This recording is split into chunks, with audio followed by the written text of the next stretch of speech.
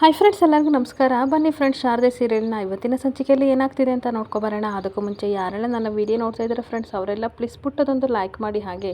Follow ಮಾಡೋದನ್ನು ಮರಿಬೇಡಿ. ಬನ್ನಿ ಸ್ಟಾರ್ಟ್ ಮಾಡೋಣ. ಮೊದಲಿಗೆ ಫ್ರೆಂಡ್ಸ್, ಇಲ್ಲಿ ಶಾರದನಿಗೆ ತುಂಬ ಪ್ರೀತಿಯಿಂದ ಸಿದ್ದು ಜಡೆ ಎಣಿತಿರ್ಬೇಕಾದ್ರೆ ಪಟಾರದ ಹೆಂಗಸರೆಲ್ಲ ನೋಡಿ ಸಿಕ್ಕಾಪಟ್ಟೆ ಖುಷಿ ಪಡ್ತಾ ಇರ್ತಾರೆ. ಹಾಗೆ ಬಡ್ಡಿ ಬಂಗಾರಮ್ಮ ಹೇಳ್ತಾ ಇರ್ತಾಳೆ,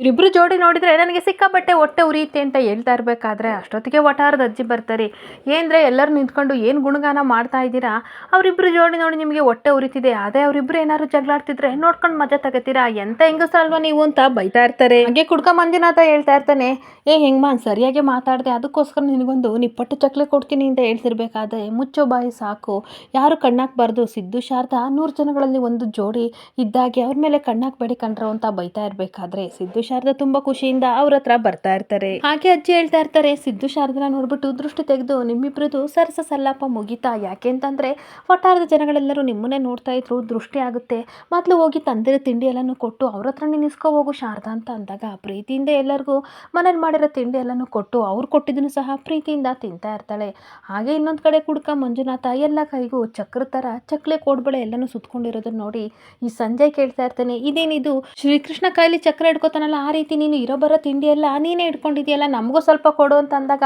ನನ್ನ ವಿಷಯಕ್ಕೆ ಬರಬಾರ್ದು ಮಿಸ್ಟರ್ ಸಂಜಯ್, ನಿನಗೆ ಬೇಕಾದ್ರೆ ತಗೊಂಡು ತಿನ್ನು, ನನ್ನ ಪಾಡಿ ನನ್ನನ್ನು ಬಿಟ್ಬಿಡು ಅಂತ ಕುಡ್ಕ ಹೇಳ್ತಾ ಇರ್ತಾನೆ. ಹಾಗೆ ಅಷ್ಟೊತ್ತಿಗೆ ಓನರ್ ಹೇಳ್ತಾ ಇರ್ತಾರೆ, ಏನ್ರೋ ಇಬ್ರು ಈ ರೀತಿ ಗಲಾಟೆ ಮಾಡ್ತಿದ್ದೀರಲ್ಲ, ಹಬ್ಬದ ದಿನ ಆದರೂ ಸುಮ್ಮನೆ ಇರೋ, ಹೆಣ್ಮಕ್ಳ ಮುಂದೆ ಮರ್ಯಾದೆ ಕಳ್ಕೊಬೇಡಿ ಅಂತ ಅಂದಾಗ ಕುಡ್ಕ ಮಂಜುನಾಥ ಅದನ್ನ ಇವ್ರಿಗೆ ಹೇಳಿ ನಮ್ಮಂತ ಮರ್ಯಾದಿಲ್ದವ್ರು ಏನು ಕೇಳ್ತೀಯಾ ಅಂತ ಹೇಳ್ತಾ ಇದ್ರೆ ಎಲ್ಲರೂ ನಗಾಡ್ತಾ ಇರ್ತಾರೆ. ಹಾಗೆ ಪ್ರೀತಿಯಿಂದ ಗಂಡ ಹೆಂಡತಿ ಗಂಡನಿಗೆ ಒಬ್ಬಿಟ್ಟ ತಿನ್ನಿಸ್ತಿದ್ರೆ ಶಾರದಾ ಸಿದ್ದಿಗೆ, ಸಿದ್ದು ಶಾರದನಿಗೆ ಒಬ್ಬಿಟ್ಟು ತಿನ್ನಿಸ್ಕೊಂಡು ತುಂಬಾ ಖುಷಿಯಿಂದ ಹಬ್ಬನ ಎಂಜಾಯ್ ಮಾಡ್ತಾ ಇರ್ತಾರೆ. ಹಾಗೆ ಇನ್ನೊಂದ್ ಕಡೆ ಜ್ಯೋತಿಕಾ ಮತ್ತೆ ಪಾರಿಜಾತ ಇಬ್ರು ಸಹ ಪಾಲಾಕ್ಷನ ಮೀಟ್ ಮಾಡಕ್ಕೆ ಬರ್ತಾರೆ. ಬಂದಾಗ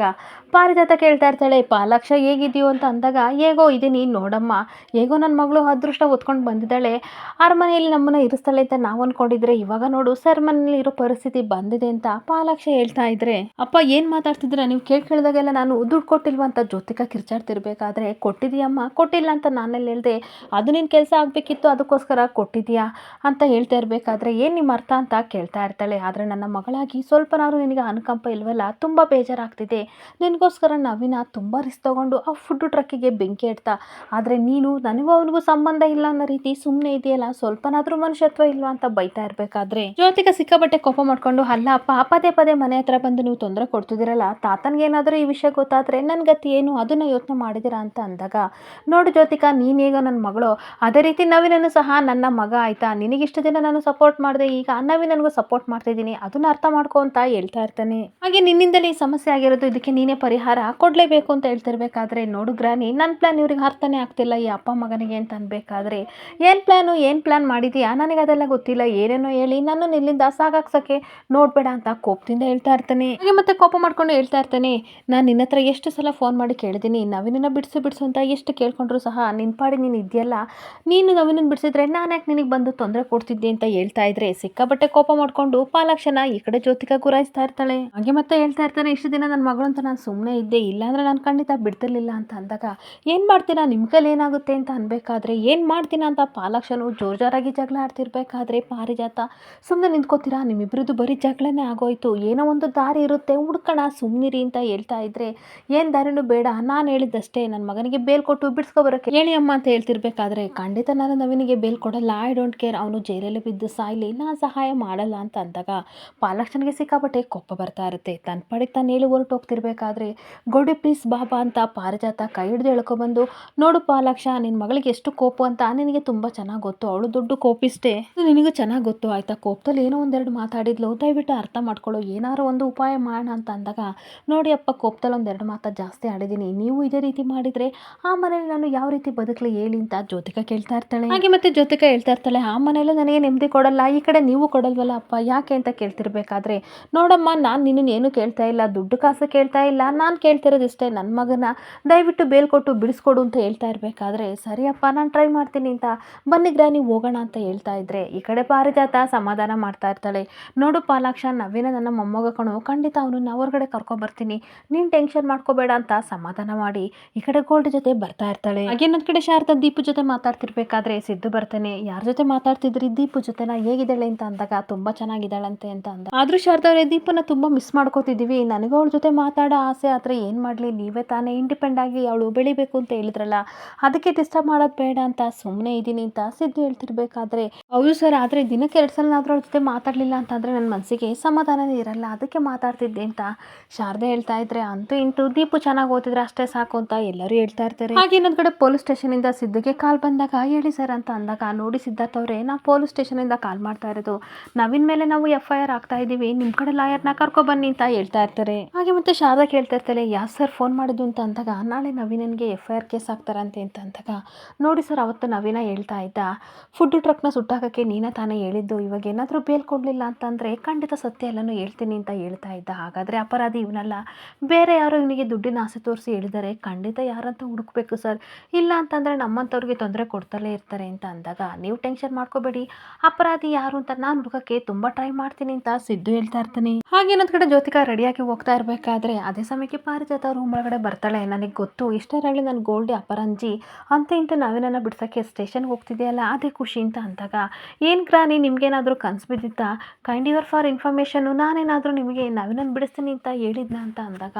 ಅಲ್ಲ ಗೋಲ್ಡಿ, ನೆನ್ನೆ ತಾನೇ ಪಾಲಾಕ್ಷನ ಹತ್ರ ಮಾತಾಡ್ತಿದ್ದೆ, ನವೀನನ್ನ ಬಿಡಿಸ್ತೀನಿ ಅಂತ ಹೇಳ್ತಾ ಇರಬೇಕಾದ್ರೆ, ಆ ಸಿಚುವೇಶನ್ ತಕ್ಕಂತೆ ಮಾತಾಡಬೇಕು ಅಂತ ಅನ್ನಿಸ್ತು, ಅದಕ್ಕೋಸ್ಕರ ನಾನು ಮಾತಾಡಿದೆ, ಅಪ್ಪನ ಅಲ್ಲಿಂದ ಕಳಿಸ್ಬೇಕಿತ್ತು, ಅದಕ್ಕೆ ಏನೋ ಒಂದು ಹೇಳಿದೆ, ಖಂಡಿತ ನಾನು ನವೀನನ್ನ ಬಿಡಿಸ್ಕೊ ಬರಲ್ಲ ಅಂತ ಅಂದಾಗ ಪಾರಿಜಾತನಿಗೆ ಸಿಕ್ಕಾಬಟ್ಟೆ ಬೇಜಾರಾಗ್ತಾ ಇರುತ್ತೆ. ಹಾಗೆ ಮತ್ತೆ ಜ್ಯೋತಿಕಾ ಹೇಳ್ತಾ ಇರ್ತಾಳೆ, ಅಷ್ಟಕ್ಕೂ ಅವನು ಹೊರಗಡೆ ಬಂದು ಏನು ಕೆಲಸ ಮಾಡ್ತಾನೆ ಹೇಳಿ, ನನಗೆ ದುಡ್ಡು ಕೊಡು ಅಂತ ಪೀಡಿಸ್ತಾನೆ, ಅದ್ರ ಬದಲು ಅವನು ಅಲ್ಲೇ ಇದ್ರೆ ನಾನು ಎಷ್ಟೋ ಚೆನ್ನಾಗಿ ರಿಲ್ಯಾಕ್ಸ್ನ ಮಾಡ್ಬೋದು ಅಂತ ಅಂದಾಗ, ಆದರೂ ಪಾಪ ತಪ್ಪೆ ಮಾಡ್ದಲ್ಲಿರೋ ಪಾಲಾಕ್ಷ ತುಂಬ ನೋವು ಪಡ್ತಿದ್ದಾನೆ, ದಯವಿಟ್ಟು ಅವನು ನಿನ್ನ ತಮ್ಮ ಕಣೆ ಬಿಡಿಸು ಅಂತ ಅಂದಾಗ, ಖಂಡಿತ ನಾನು ಬಿಡಿಸಲ್ಲ,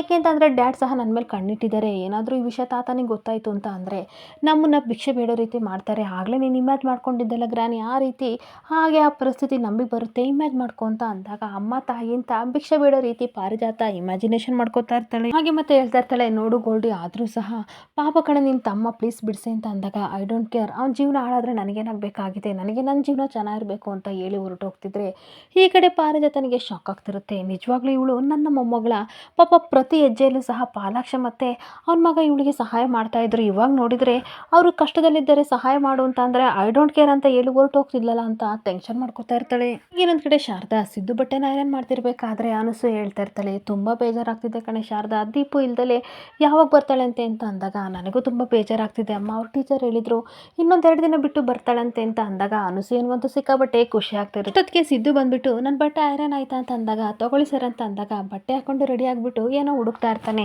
ಅಲ್ಲ ಸಿದ್ಧಾರ್ಥ ಅವ್ರು ಏನು ಹುಡುಕ್ತಿದ್ದೀರಾ ಅಂತ ಅನಸೂಯೆ ಕೇಳ್ತಿರ್ಬೇಕಾದ್ರೆ, ನನ್ನ ಸ್ಪೆಕ್ಟ್ನ ಹುಡುಕ್ತಾ ಇದ್ದೀನಿ, ಆದರೆ ನನ್ನ ಕನ್ನಡಕ ನೋಡಿದ್ರ ಅಂತ ಅಂದಾಗ ಇಬ್ಬರು ನಗಾಡ್ತಾ ಇರ್ತಾರೆ. ಯಾಕೆ ಹಿಂಗೆ ಇಬ್ಬರು ನಗಾಡ್ತಿದ್ದೀರಾ ಅಂತ ಸಿದ್ದು ಕೇಳ್ತಿರ್ಬೇಕಾದ್ರೆ, ನಿಮ್ಮ ಕನ್ನಡಕ ಹುಡ್ಕೊಟ್ರೆ ಏನು ಕೊಡ್ತೀರಾ ಅಂತ ಅಂದಾಗ,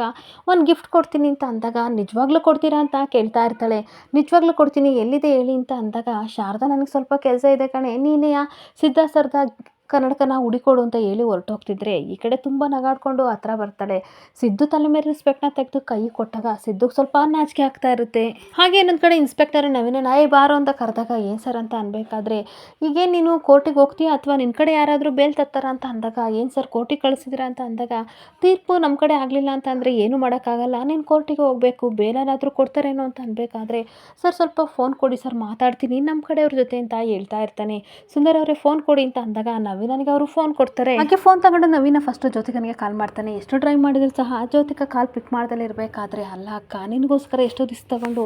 ಫುಡ್ ಟಕ್ನ ಸುಟ್ಟಾಕ್ತೆ, ಆದರೆ ನನಗೆ ನೀನು ಇಂಥ ಅನ್ಯಾಯ ಮಾಡ್ತಿದೆಯಲ್ಲ, ನಾನು ದುಡ್ಡಿಗಾಗಿ ಇಂಥ ಕೆಲಸ ಮಾಡಿರ್ಬೋದು, ಆದರೆ ನಿಯತ್ತನ್ನೋದೊಂದು ಇತ್ತಲ್ವ, ಅದಕ್ಕಾದರೂ ನೀನು ಬೆಲೆ ಕೊಡಬೇಕಿತ್ತು,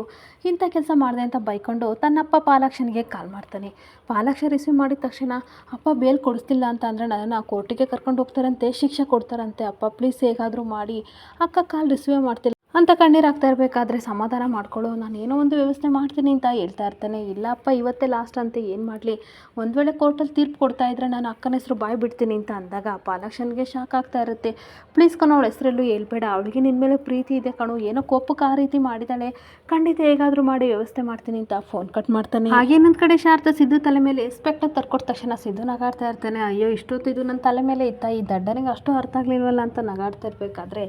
ಶಾರದಾ ಹೋಗ್ತಾ ಇರ್ತಾಳೆ. ಕೈ ಹಿಡಿದು ಹಿಡ್ಕೊಂಡು ಹತ್ರ ಇಟ್ಕೊಂಡು ಅವಳ ಮುಖ ನಾನು ನೋಡ್ತಾ ಇರ್ತಾನೆ. ನಮ್ಮ ಸ್ಪೆಕ್ಟ್ನ ನೀವು ಹುಡುಕೊಟ್ರಲ್ವ ನಿಮಗೆ ಗಿಫ್ಟ್ ಕೊಡಲೇಬೇಕು ಅಂತ ಮುತ್ತು ಕೊಡೋಕ್ಕೆ ಅಂತ ಹೋಗ್ತಾ ಇರಬೇಕಾದ್ರೆ ದೂಕ್ಬಿಟ್ಟು ಶಾರದಾ ಹೋಗ್ತಾ ಇರ್ತಾಳೆ, ನನಗೆ ನೀವು ಕೊಡೋ ಗಿಫ್ಟು ಬೇಡ ಸರ್ ಅಂತ ಅಂದಾಗ, ಇಲ್ಲ ಈ ಸಿದ್ದು ಕೊಟ್ಟ ಮಾತಿಗೆ ಯಾವತ್ತೂ ತಪ್ಪಲ್ಲ ಅಂತ ಅಂದ್ಬಿಟ್ಟು ತುಂಬ ಹತ್ರ ಹೋಗಿ ಮುತ್ತು ಕೊಡೋಕ್ಕೆ ಅಂತ ಹೋಗ್ತಿರ್ಬೇಕಾದ್ರೆ ಪುನಃ ದೂಕ್ಬಿಟ್ಟು, ನೋಡಿ ಸರ್ ನೀವೇನು ಗಿಫ್ಟ್ ಕೊಡಬೇಕು ಅಂತ ಅಂದ್ಕೊಂಡಿದ್ದೀರೋ ಅದು ನನಗೆ ಖಂಡಿತ ಬೇಕಾಗಿಲ್ಲ, ನನಗೆ ಮಾಡೋಕ್ಕೆ ಬೇರೆ ಕೆಲಸ ಇದೆ ಅಂತ ಐರನ್ ಬಾಕ್ಸ್ನ ತೊಗೊಂಡು ಐರನ್ ಮಾಡೋಕ್ಕೆ ಅಂತ ಹೋಗ್ತಿರ್ಬೇಕಾದ್ರೆ, ಇಲ್ಲ ಶಾರದವ್ರೆ ನಿಂತ್ಕೊಳ್ಳಿ ಅಂತ ಮತ್ತೆ ಕರಿತಾ ಇರ್ತಾನೆ. ಹೇಳಿದ್ನಲ್ವ ಬೇಡ ಅಂತ ಅಂದಾಗ ಸದಾಶಿವನಿಗೆ ಅದೇ ಜ್ಞಾನ ಅಂತ ಅನ್ನೋ ಹಾಗೆ, ನೀವಿನ್ನೂ ಅದೇ ಜ್ಞಾನಲ್ಲಿ ಇದ್ದೀರಲ್ರಿ, ನಾನು ಕೊಡಲ್ಲ ಬಿಟ್ರಿ ಅಂತ ಅಂದಾಗ ಸ್ವಲ್ಪ ಕೋಪ ಮಾಡ್ಕೊಂಡು ಗುರಾಯಿಸ್ತಾ ಇರ್ತಾಳೆ. ಹಾಗೆ ಇನ್ನೊಂದು ಕಡೆ ಸಿದ್ದು ಹೇಳ್ತಾ ಇರ್ತಾನೆ, ನಾನು ಸ್ವಲ್ಪ ಪೊಲೀಸ್ ಸ್ಟೇಷನ್ಗೆ ಹೋಗಿ ಬರ್ತೀನಿ ಶಾರದವ್ರೆ ಅಂತ ಅಂದಾಗ, ಯಾಕೆ ಸರ್ ಅಂತ ಅಂದಾಗ, ಕೇಸ್ನ ವಾಪಸ್ ತಗೋತೀನಿ ಅಂತ ಹೇಳ್ತಾ ಇರ್ತಾನೆ. ಅಲ್ಲ ಸರ್, ತಪ್ಪು ಮಾಡಿದವನಿಗೆ ಶಿಕ್ಷೆನ ಕೊಡ್ಸೋದು ಬಿಟ್ಟು ಕೇಸ್ನ ವಾಪಸ್ ತಗೋತಿದ್ದೀರಲ್ಲ ಅಂತ ಅಂದಾಗ, ನಿಮಗೆ ಈ ವಿಷಯ ಗೊತ್ತಾಗಲ್ಲ, ಸ್ವಲ್ಪ ಹೇಳೋದನ್ನ ಅರ್ಥ ಮಾಡ್ಕೊಳ್ಳಿ ಅಂತ ಅಂದಾಗ, ನಾನು ಪೊಲೀಸ್ ಸ್ಟೇಷನ್ಗೆ ಹೋಗ್ಬಿಟ್ಟು ಬರ್ತೀನಿ, ಆಮೇಲೆ ಏನಕ್ಕೆ ಎತ್ತ ಅಂತ ಹೇಳ್ತೀನಿ ಅಂತ ಸಿದ್ದು ಹೊರಟೋಗ್ತಿದ್ರೆ ಶಾರದಾ ಸ್ವಲ್ಪ ಕೋಪ ಮಾಡ್ಕೊಂಡು ಹಾಗೆ ನಿಂತ್ಕೋತಾಳೆ. ಇಲ್ಲಿಗೆ ಸಂಚಿಕೆ ಎಂಡ್ ಆಗ್ತಿದೆ. ಈ ವಿಡಿಯೋ ಇಷ್ಟ ಆದರೆ ಪುಟ್ಟದೊಂದು ಲೈಕ್ ಮಾಡಿ, ಫಾಲೋ ಮಾಡಿ. Thank you.